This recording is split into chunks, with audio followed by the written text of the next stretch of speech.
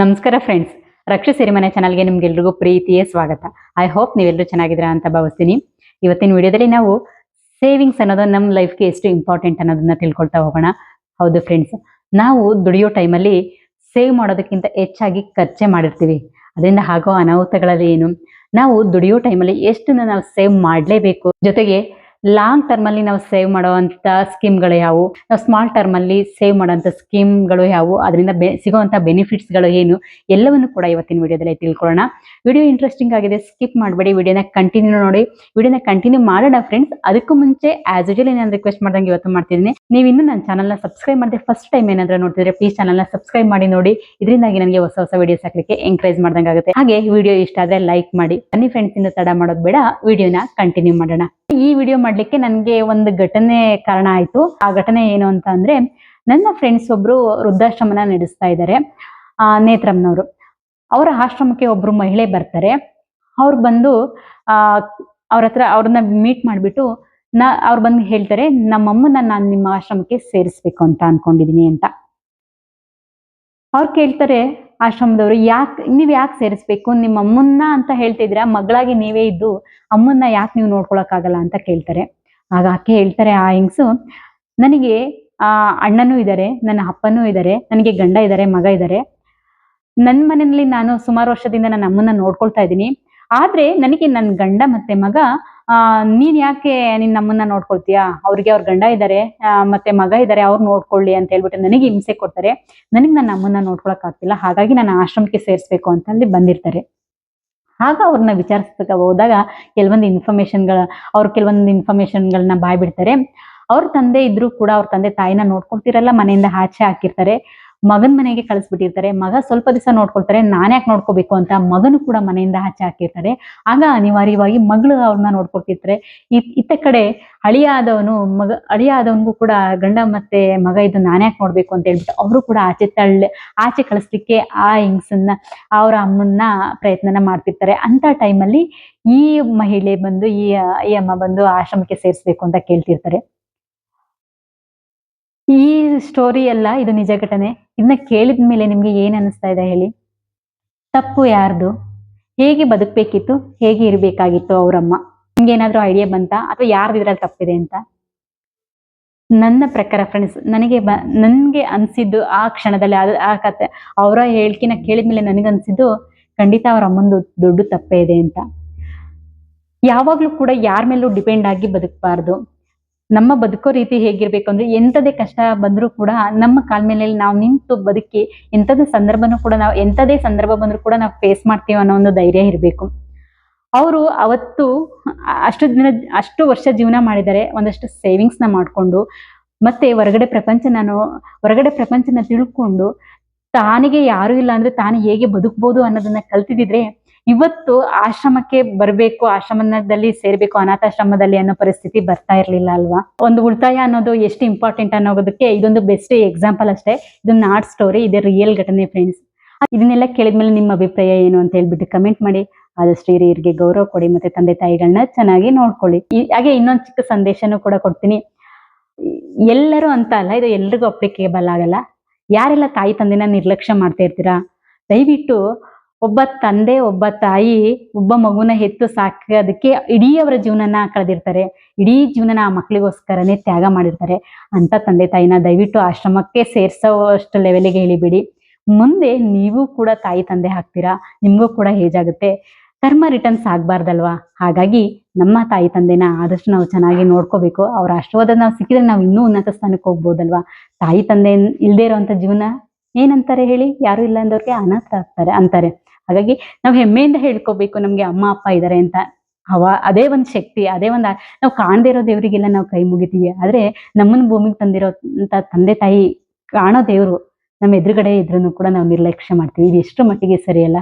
ಕೆಲವರು ತುಂಬಾ ಜಾಸ್ತಿ ಸಂಬಳ ತಗೊಳ್ತಾ ಇರ್ತಾರೆ, ಆದ್ರೆ ಅವ್ರ ಉಳಿತಾಯದ ಕಡೆ ಗಮನನೇ ಹರಿಸಿರಲ್ಲ. ತಿಂಗಳ ಕೊನೆಯಲ್ಲಿ ಅವ್ರ ಹತ್ರ 0 ಬ್ಯಾಲೆನ್ಸ್ ಇರುತ್ತೆ.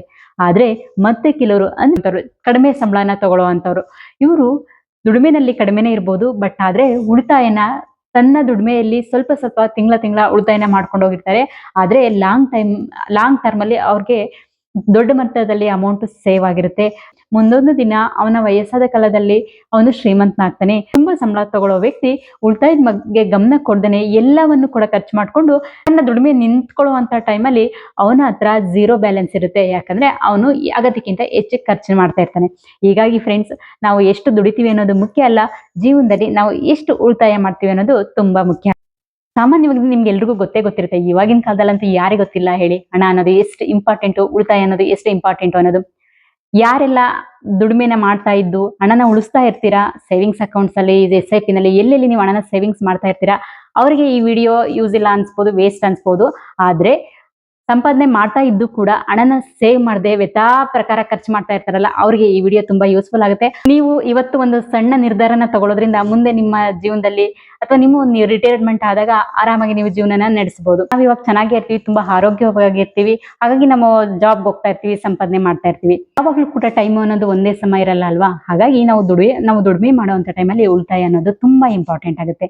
ಫಾರ್ ಎಕ್ಸಾಂಪಲ್, ಸಮ್ ಟೈಮ್ಸ್ ನಿಮ್ಗೆ ಆರೋಗ್ಯ ಸರಿ ಇಲ್ದೇನೆ ಇರ್ಬೋದು, ನೀವು ತಿಂಗಳ ಕೆಲ್ಸಕ್ಕೆ ಹೋಗಕ್ ಸಾಧ್ಯ ಆಗದೆ ಇರ್ಬೋದು, ಇನ್ಯಾವುದೋ ಒಂದು ಅನಿರೀಕ್ಷಿತವಾದಂತಹ ಒಂದು ಖರ್ಚು ಬರ್ಬೋದು, ಮತ್ತೆ ಉದ್ಯೋಗದಲ್ಲಿ ಏನಾದ್ರೂ ಏರುಪೇರು ಆಗ್ಬೋದು.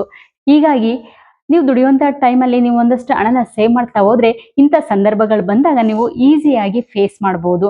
ಯಾರ ಹತ್ರನೂ ಕೈ ಚಾಚದೆ, ಸಾಲ ಮಾಡದೆ ನಿಮ್ಮ ಸಮಸ್ಯೆನ ನೀವೇ ಬಗೆಹರಿಸ್ಕೋಬಹುದು. ನೀವು ಇವತ್ತು ಉಳಿತಾಯ ಮಾಡುವಂತ ಸೇವಿಂಗ್ಸ್ ಮುಂದೆ ನಿಮ್ಮನ್ನ ಕಾಪಾಡುತ್ತೆ ಅನ್ನೋದನ್ನ ನೀವು ಮರಿಬಾರ್ದು. ಉಳಿತಾಯದ ಪ್ಲಾನ್ ನೀವು ಮಾಡಬಹುದು. ಅಂದ್ರೆ ನಿಮ್ಗೆ ಸಂಬಳ ಬಂದ ತಕ್ಷಣ ನೀವು ಒಂದು ಬಡ್ಜೆಟ್ ಮಾಡ್ಕೋಬೇಕು. ಬಡ್ಜೆಟ್ ಅಲ್ಲಿ ಅಮೌಂಟ್ ಅನ್ನ ಖರ್ಚು ಮಾಡ್ತಾ ಹೋದ್ರೆ ಖಂಡಿತವಾಗ್ಲಿ ನೀವು ಸೇವ್ ಮಾಡಬಹುದು. ನಿಮ್ಮ ನೀಡ್ಸ್ಗೆ, ನಿಮ್ಗೆ ಅಗತ್ಯವಾಗಿ ಬೇಕಾಗಿರುವಂತ ಖರ್ಚಿಗೆ ಎಷ್ಟು ಪರ್ಸೆಂಟ್ ಬೇಕಾಗುತ್ತೆ? ಒಂದು 50% ಬೇಕಾಗುತ್ತೆ. ಅದರಲ್ಲಿ ಕರೆಂಟ್ ಬಿಲ್ ಇರ್ಬೋದು, ಮತ್ತೆ ಮನೆ ಬಾಡಿಗೆ ಇರ್ಬೋದು, ಮತ್ತೆ ಇತರ ಖರ್ಚುಗಳಿರುತ್ತಲ್ಲ, ಅದಕ್ಕೆ ಒಂದು 50% ಅಂತ ಹೇಳ್ಬಿಟ್ಟು ಬಡ್ಜೆಟ್ ಮಾಡೋದು. ಸೆಕೆಂಡು, ನಿಮ್ ಪರ್ಸನಲ್ ಖರ್ಚು ಬರುತ್ತೆ, ಅದಕ್ಕೊಂದು 30% ಅಂತ ಎತ್ತಿಡೋದು. ಫಾರ್ ಎಕ್ಸಾಂಪಲ್, ನಿಮ್ಗೇನು ಶಾಪಿಂಗ್ ಮಾಡ್ಬೇಕಾಗಿರುತ್ತೆ, ಒಂದು ಬಟ್ಟೆ ತಗೋಬೇಕಾಗಿರುತ್ತೆ, ಬೇರೆ ಇನ್ನೇನೋ ನೀಡ್ಸ್ ಇರುತ್ತೆ, ಒಂದು ಮೂವಿ ನೋಡ್ಬೇಕಾಗಿರುತ್ತೆ, ಮತ್ತೆ ಇನ್ನೆಲ್ಲೋ ಹೋಗ್ಬೇಕಾಗಿರುತ್ತೆ. ಈ ತರ ಪರ್ಸನಲ್ ಯೂಸ್ಗೆ ಅಂತ ಹೇಳ್ಬಿಟ್ಟು ಒಂದು 30% ಅಮೌಂಟ್ ನ ನೀವು ತೆಗೆದಿಡ್ಬೋದು. ಮೂರನೇದು ಸೇವಿಂಗ್ಸ್. ನಿಮ್ಗೆ ಬಂದಿರೋಂಥ ಸಂಬಳದಲ್ಲಿ 20% ಆದ್ರೂ, ಮಿನಿಮಮ್ 20% ಆದ್ರೂ ನೀವು ಸೇವಿಂಗ್ಸ್ಗೆ ಅಂತ ಎತ್ತಿಡ್ಬೇಕು. ಹಾಗೆ ಇನ್ನೊಂದು ವಿಷಯ, ಸೇವಿಂಗ್ಸ್ಗೆ 20% ಅಂತ ಬಡ್ಜೆಟ್ ಮಾಡಿ ಅದನ್ನ ಸೇವಿಂಗ್ಸ್ ಮಾಡದೇ ಇರೋದಲ್ಲ. ಫಸ್ಟ್ ನಿಮ್ಮ ಸಂಬಳ ಬಂದ ತಕ್ಷಣ ಆ 20% ಸೇವಿಂಗ್ಸ್ಗೆ ಎತ್ತಿಟ್ಬಿಟ್ಟು ಮಿಕ್ಕಿದ 80% ಹಣನ ನಿಮ್ಮ ನೀಡ್ಸ್ಗೆ ಉಪಯೋಗಿಸ್ಕೋಬಹುದು. ಇದರಿಂದಾಗಿ 100% ನಿಮಗೆ ಮಂತ್ಲಿ ಸೇವಿಂಗ್ಸ್ ಆಗ್ಬೋದು, long term, short term savings ಆಗ್ತಾ ಹೋಗುತ್ತೆ. ನಾವು ಬಡ್ಜೆಟ್ ಮಾಡ್ಕೊಂಡು ಖರ್ಚು ಮಾಡೋದ್ರಿಂದ ನಮಗೆ ಲೆಕ್ಕ ಸಿಗುತ್ತೆ ಅಲ್ವಾ? ಸಮಟೈಮ್ಸ್ ಹಾಗೆ ಆಗುತ್ತಲ್ಲ, ಸಂಬಳ ಬಂದಿರುತ್ತೆ, ತಿಂಗಳ ಕೊನೆಯಲ್ಲಿ ಸಂಬಳ ಬಂದಾಗ ತುಂಬಾ ಧಾಮ್ ಧೂಮ್ ಆಗಿ ಖುಷಿಯಿಂದ ಬೇಕಾಬಿಟ್ಟಿ ಖರ್ಚು ಮಾಡ್ಬಿಡೋದು. ತಿಂಗಳ ಕೊನೆಯಲ್ಲಿ ಬ್ಯಾಲೆನ್ಸ್ ನೋಡಿದ್ರೆ ಝೀರೋ ಇರುತ್ತೆ. ಆಗ ಇನ್ನೊಬ್ರ ಹತ್ರ ಸಾಲ ಕೇಳೋದು ಹೇಗಿರುತ್ತೆ ಅಲ್ವಾ?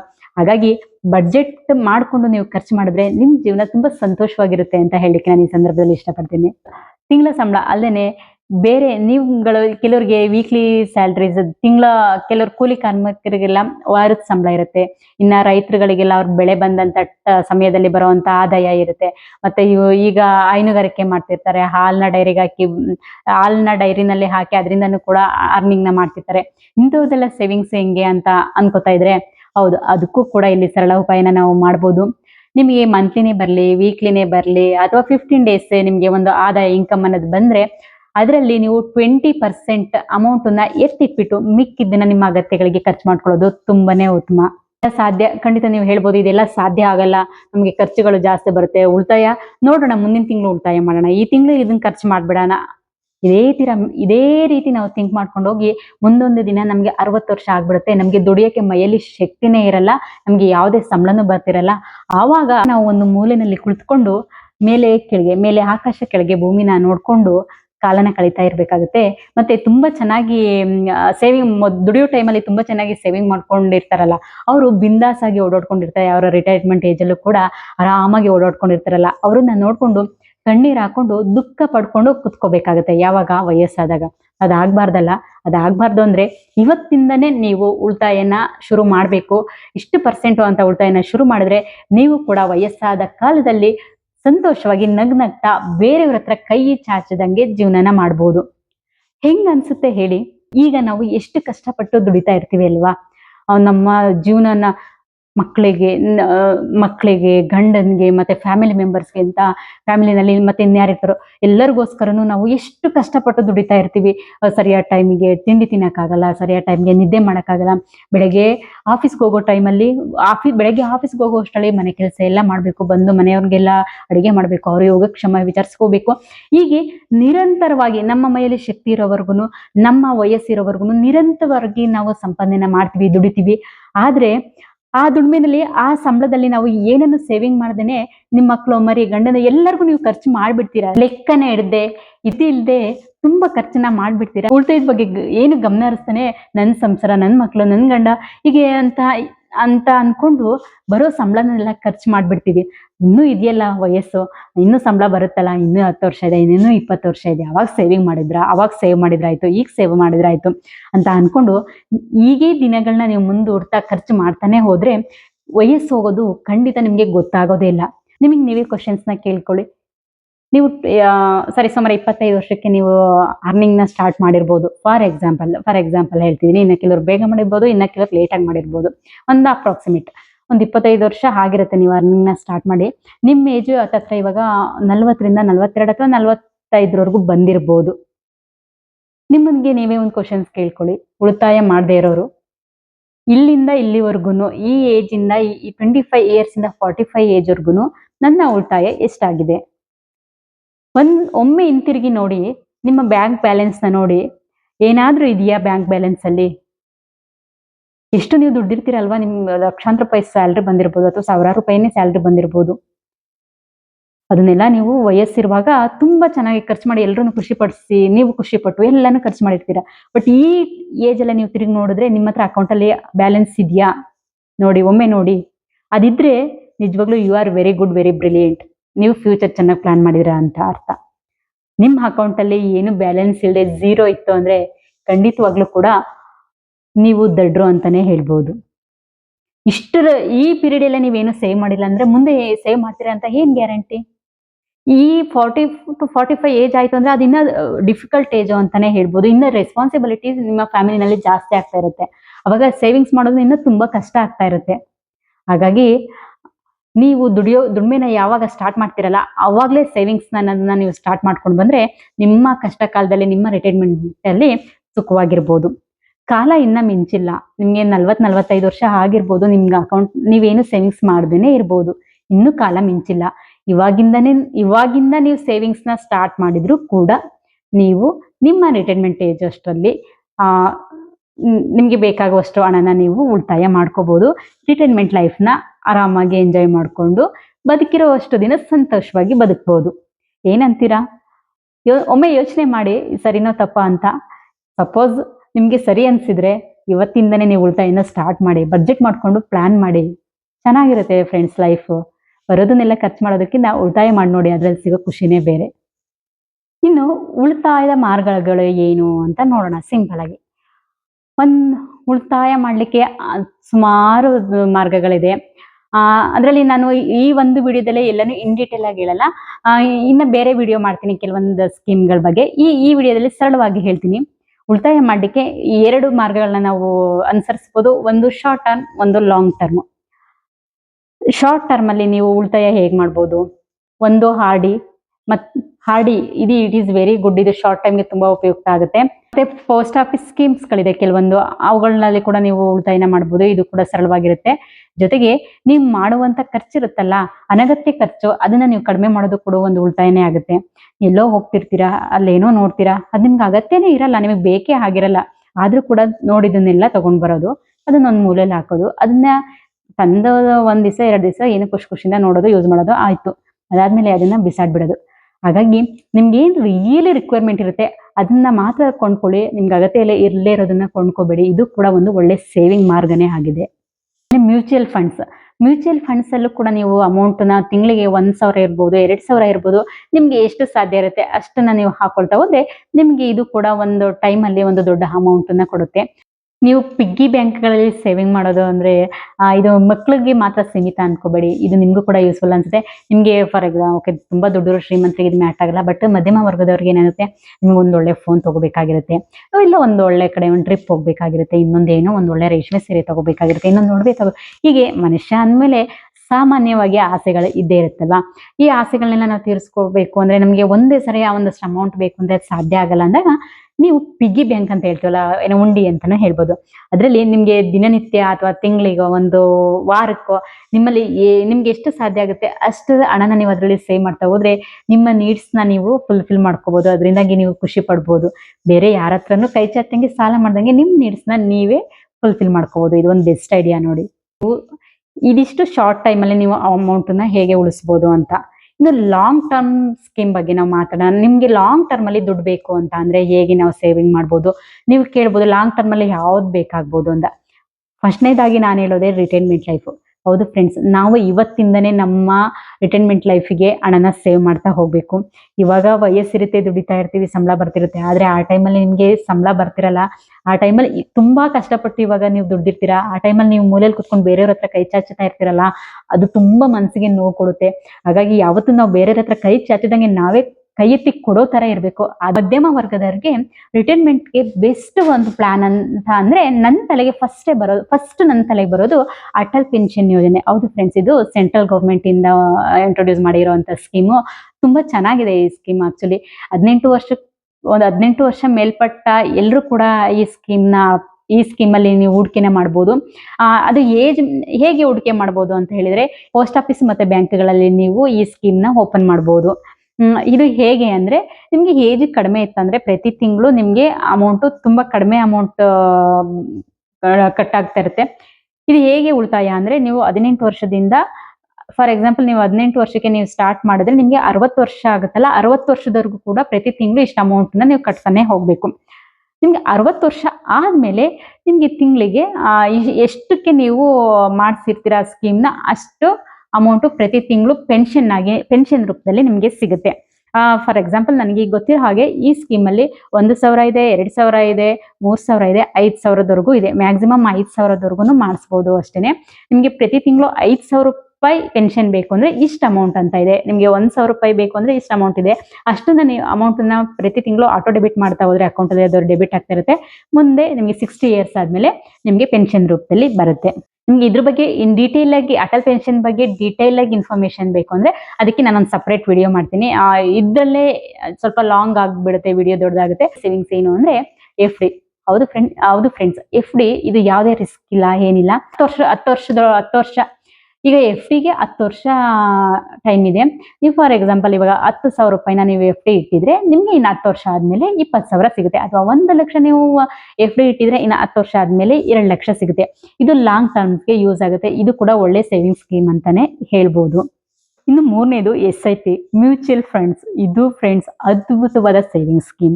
ನಿಮಗೆ ಇವತ್ತು ಅನ್ಸ್ಬೋದು ಮಾರ್ಕೆಟ್ ಅಪ್ ಅಂಡ್ ಡೌನ್ ಆದಾಗ ಸ್ವಲ್ಪ ವೇರಿ ಆಗ್ತಾ ಇರುತ್ತೆ, ಇದು ಸ್ವಲ್ಪ ರಿಸ್ಕ್ ಇದೆ ಅಂತ. ಆಬ್ವಿಯಸ್ಲಿ ಖಂಡಿತ ರಿಸ್ಕ್ ಇದೆ. ಬಟ್ ಇದನ್ನ ನೀವು ಲಾಂಗ್ ಟರ್ಮ್ ಬಿಟ್ರೆ ಖಂಡಿತವಾಗ್ಲೂ ನೀವು ಕೋಟ್ಯಾಧಿಪತಿ ಆಗ್ಬೋದು. ಅದರಲ್ಲಿ ಯಾವುದೇ ಡೌಟ್ ಇಲ್ಲ. ಫಾರ್ ಎಕ್ಸಾಂಪಲ್ ಒಬ್ಬ ಚಿಕ್ಕ ಹುಡುಗ ಎಜುಕೇಶನ್ ಮುಗಿಸಿ ಇವಾಗ ಜಾಬ್ನ ಶುರು ಮಾಡಿದಂತ ಒಬ್ಬ ಯುವತಿ SIP ನಲ್ಲಿ ಪ್ರತಿ ತಿಂಗಳು 2,000ನ ಆಗ್ತಾ ಬಂದ್ರೆ ಒಂದು 20ರಿಂದ 25 ಅಥವಾ 30 ವರ್ಷದಲ್ಲಿ ಕೋಟಿಗಟ್ಟಲೆ ಹಣನ ಸಂಪಾದನೆ ಮಾಡ್ಬೋದು. ಹಾಗಾಗಿ ಮ್ಯೂಚುವಲ್ ಫಂಡ್ ಅನ್ನೋದು ಲಾಂಗ್ ಟರ್ಮ್ಗೆ ತುಂಬಾ ಅಂದ್ರೆ ತುಂಬಾ ಹೆಲ್ಪ್ ಆಗುತ್ತೆ. ಖಂಡಿತವಾಗ್ಲೂ ಮ್ಯೂಚುವಲ್ ಫಂಡ್ ಅಲ್ಲಿ SIP ನಲ್ಲಿ ಹಣ ಉಳಿತಾಯ ಮಾಡೋದನ್ನ ಕಲೀರಿ. ಲಾಂಗ್ ಟರ್ಮ್ಗೆ ಇನ್ನೊಂದು ಮುಖ್ಯವಾದದ್ದು PPF ಅಕೌಂಟ್. ಇದು ಕೂಡ ನೀವು PPF ಅಕೌಂಟ್ ಫ್ರೆಂಡ್ಸ್, ಇದು 15 ವರ್ಷ ಫಿಕ್ಸ್ಡ್ ಇರುತ್ತೆ. 15 ವರ್ಷದವರೆಗೂ ನೀವು ಏನು ಅಮೌಂಟ್ನ ತಗೊಳಕ್ಕಾಗಲ್ಲ. ಬೇಕಂದ್ರೆ ನೀವು ಲೋನ್ನ ತಗೋಬಹುದು. ಇದ್ರ ಬಗ್ಗೆ ಎಲ್ಲ ಸಪ್ರೇಟ್ ವಿಡಿಯೋ ಇನ್ ಡೀಟೇಲ್ ಬೇಕು ಅಂದ್ರೆ ಸಪ್ರೇಟ್ ವಿಡಿಯೋಸ್ ಮಾಡಬೇಕಾಗುತ್ತೆ. ಒಂದೇ ವಿಡಿಯೋದಲ್ಲಿ ಎಲ್ಲಾನು ಹೇಳ್ತಿದ್ರೆ ವಿಡಿಯೋ ಲಾಂಗ್ ಆಗುತ್ತೆ. ಅಮೌಂಟ್ನ ಹಾಕೋದ್ರಿಂದ ನಿಮಗೆ ಮ್ಯಾಕ್ಸಿಮಮ್ 7% ವರೆಗೂ ನಿಮಗೆ ಇಂಟ್ರೆಸ್ಟ್ ಸಿಗುತ್ತೆ. ಮತ್ತೆ ಯಾವುದೇ ರಿಸ್ಕ್ ಇರಲ್ಲ, ಗ್ಯಾರಂಟಿ ಇರುತ್ತೆ. ದೊಡ್ಡ ಮಟ್ಟದಲ್ಲಿ ನೀವು ಆಫ್ಟರ್ 15 ವರ್ಷ ಆದ್ಮೇಲೆ ದೊಡ್ಡ ಮಟ್ಟದಲ್ಲಿ ನೀವು ಅಮೌಂಟನ್ನ ನೋಡ್ಬೋದು. ಇದು ನಿಮ್ಮ ಮಕ್ಕಳ ಮದುವೆಗೆ ಆಗ್ಬೋದು, ರಿಟೈರ್ಮೆಂಟ್ ಲೈಫಿಗೆ ಆಗ್ಬೋದು, ಮತ್ತೆ ಬೇರೆ ಇನ್ಯಾವುದಾದ್ರೂ ನೀಡ್ಸ್ಗೆ ಖಂಡಿತವಾಗಿ ನೀವು ಹಣನ ಉಪಯೋಗಿಸ್ಕೋಬಹುದು. PPF is the best plan for long term. ಇದನ್ನ ರೈತರೇ ಆಗ್ಬೋದು, ಉದ್ಯೋಗಸ್ಥರೇ ಆಗ್ಬೋದು, ಯಾರಾದ್ರೂ ಸರಿ ಈ ಅಕೌಂಟ್ನ ಓಪನ್ ಮಾಡಿ ನೀವು ನಿಮ್ಗೆ ವರ್ಷದಲ್ಲಿ 2 ಟ್ರಾನ್ಸಾಕ್ಷನ್ ಅಥವಾ 1 ಟ್ರಾನ್ಸಾಕ್ಷನ್ ಅಥವಾ ನಿಮ್ಗೆ ತಿಂಗಳಾದ್ರೆ ಸೇವ್ ಮಾಡ್ತಾ ಹೋಗ್ಬೋದು. ಇಂತಿಷ್ಟೇ ಅಂತ ಫಿಕ್ಸ್ ಇಲ್ಲ, ನಿಮ್ಗೆ ಎಷ್ಟು ಹಾಕುತ್ತೋ ಅಷ್ಟು ಅಮೌಂಟ್ ನ ಅದರಲ್ಲಿ ಹಾಕ್ತಾ ಹೋಗೋದು. This is best plan. Next plan ಏನ್ ಹೇಳ್ತೀರಾ? ಗೋಲ್ಡ್. ಆಕ್ಚುಲಿ ಗೋಲ್ಡ್ ನ ಹಣದ ರೂಪದ ಸೇವ್ ಮಾಡಬಾರ್ದು ಅಂತಾರೆ, ಬಟ್ ನಮ್ಮ ಕಷ್ಟ ಕಾಲಕ್ಕೆ ಗೋಲ್ಡ್ ನ ನಾವು ಪರ್ಚೇಸ್ ಮಾಡೋದ್ರಿಂದ ಕೂಡ ನಮ್ಗೆ ಕಷ್ಟ ಕಾಲಕ್ಕೆ ಅದು ತುಂಬಾ ಉಪಯೋಗ ಆಗುತ್ತೆ. ಇದಿಷ್ಟು ಫ್ರೆಂಡ್ಸ್, ನಾವು ಲಾಂಗ್ ಟರ್ಮ್ ಅಲ್ಲಿ ಹೇಗೆ ಅಮೌಂಟ್ ನ ಸೇವ್ ಮಾಡಬೇಕು, ಯಾಕೆ ಮಾಡಬೇಕು, ಮತ್ತೆ ಶಾರ್ಟ್ ಟೈಮ್ ಅಲ್ಲಿ ಹೇಗೆ ಸೇವ್ ಮಾಡಬೇಕು, ಯಾಕೆ ಮಾಡಬೇಕು ಅನ್ನೋದು ಇನ್ಫಾರ್ಮೇಶನ್ ಅನ್ನು ನಾವು ತಿಳ್ಕೊಂಡ್ವಿ. ಇದನ್ನ ತಿಳ್ಕೊಂಡ್ವಿ ಅಷ್ಟೇ ಅಲ್ಲ, ಇದನ್ನ ನಾವು ಫಾಲೋ ಮಾಡೋದು ಕೂಡ ಅಷ್ಟೇ ಇಂಪಾರ್ಟೆಂಟ್ ಆಗುತ್ತೆ. ನಾವು ಫಾಲೋ ಮಾಡಿದ್ರೆ ನಮ್ಮ ಫ್ಯೂಚರ್ ಲೈಫ್ ತುಂಬಾ ಬ್ರೈಟ್ ಆಗಿರುತ್ತೆ. ನಿಮಗೆ ತಿಳಿದಷ್ಟು ನಾಲೆಡ್ಜ್ ನ ಈ ವಿಡಿಯೋದಲ್ಲಿ ಶೇರ್ ಮಾಡ್ಕೊಂಡಿದೀನಿ. ಯಾಕಂದ್ರೆ ಇವತ್ತಿನ ಜೀವನ, ನಾಳೆ ಜೀವನ ಹೇಗಿರುತ್ತೆ ಅಂತ ಗೊತ್ತಿಲ್ಲ. ಹಾಗಾಗಿ ಇವತ್ತಿಂದನೇ ಉಳಿತಾಯ ಮಾಡಿದ್ರೆ ನಾಳೆ ನಾವು ಚೆನ್ನಾಗಿರ್ಬೋದು ಅನ್ನೋದು ನನ್ನ ಅಭಿಪ್ರಾಯ. ನಿಮ್ಗೆ ಏನ್ ಅನ್ಸ್ತು ಅಂತ ಹೇಳ್ಬಿಟ್ಟು ಕಮೆಂಟ್ ಮಾಡಿ ಹೇಳಿ. ವಿಡಿಯೋ ಇಷ್ಟ ಆದ್ರೆ ಲೈಕ್ ಮಾಡಿ. ಹಾಗೆ ಫ್ರೆಂಡ್ಸ್, ನೀವು ಇನ್ನೂ ನನ್ನ ಚಾನಲ್ನ ಸಬ್ಸ್ಕ್ರೈಬ್ ಮಾಡದೆ ನೋಡ್ತಿದ್ರೆ ಪ್ಲೀಸ್ ಚಾನಲ್ನ ಸಬ್ಸ್ಕ್ರೈಬ್ ಮಾಡಿ ನೋಡಿ. ಇದರಿಂದಾಗಿ ನನಗೆ ಹೊಸ ವಿಡಿಯೋಸ್ ಹಾಕ್ಲಿಕ್ಕೆ ಎಂಕರೇಜ್ ಮಾಡ್ದಂಗೆ ಆಗುತ್ತೆ. ನೆಕ್ಸ್ಟ್ ವಿಡಿಯೋದಲ್ಲಿ ಇಂಥದೇ ಒಂದು ಒಳ್ಳೆ ಇನ್ಫಾರ್ಮೇಶನ್ ಜೊತೆ ಮುಂದೆ ಬರ್ತೀನಿ. ಅಲ್ಲಿವರೆಗೂ ಟೇಕ್ ಕೇರ್, ಬಾಯ್.